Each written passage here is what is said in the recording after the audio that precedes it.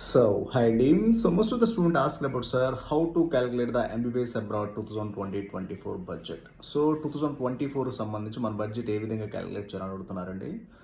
So, అసలు budget ఏ విధంగా calculate చేయాలంటే సార్, ఫస్ట్ మీరు ఫీ స్ట్రక్చర్ తీసుకున్నప్పుడు ట్యూషన్ ఫీజు ఎంత, తర్వాత హాస్టల్ ఫీజు ఎంత, తర్వాత మెస్ ఫీజు ఎంత, తర్వాత కాస్ట్ ఆఫ్ లివింగ్ ఎంత, తర్వాత మోస్ట్ ఇంపార్టెంట్ కరెన్సీ డిఫరెన్షియేషన్ ఎంత. ఈ 5 పాయింట్స్ అనేది వెరీ వెరీ ఇంపార్టెంట్. ఈ విధంగా క్యాలిక్యులేట్ చేసుకోవాల్సి వస్తుంది. సో వాళ్ళు చెప్పారు కదా 20 లక్షలు, 25 లక్షలు, 30 లక్షలు, 35 లక్షలు అవ్వదు.